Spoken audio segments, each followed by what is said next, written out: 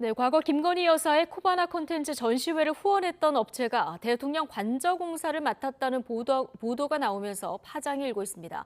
대통령실은 보안상 공개가 어렵다는 입장만 내놨습니다. 야당은 어떤 정부에서도 들어본 적 없는 권력 사유화라면서 공세를 퍼부었습니다. 보도에 박석영 기자입니다.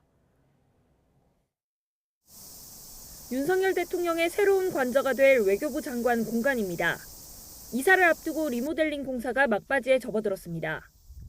그런데 수의 계약으로 이 공사를 맡은 업체가 김건희 여사의 코바나 컨텐츠와 연관돼 있다는 보도가 나왔습니다.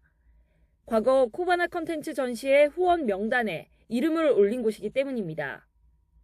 이에 대해 대통령실 관계자는 업체 선정이나 진행 상황은 대통령 경호처의 철저한 검증과 감독 아래 이뤄지는 보안 업무라며 공사에 어떤 업체가 참여했는지 공개하기 어렵다고 밝혔습니다. 다만 보도에 언급된 업체는 과거 전시회 당시 대금을 받고 인테리어를 맡은 곳인데 감사의 뜻에서 후원사로 이름을 올린 것이라고 해명했습니다.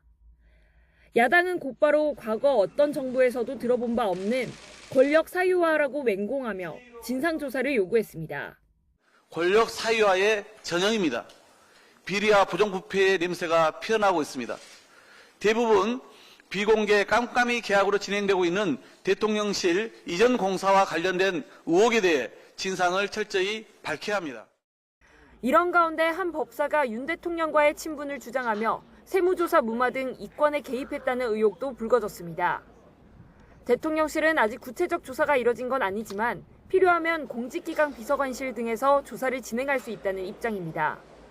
대통령실 관계자는 특정 사안과는 별개로 주요 인물과의 관계를 빌미 삼아 이권에 개입하는 행위를 확인하고 조치하는 건 당연한 일이라고 설명했습니다.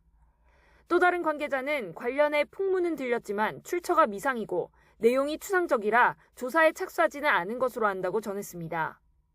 가뜩이나 지지율로 고전하는 가운데 대통령이 휴가로 자리를 비운 사이 이런저런 의혹까지 터져나오면서 대통령실은 당혹감을 감추지 못하고 있습니다. YTN 박석영입니다.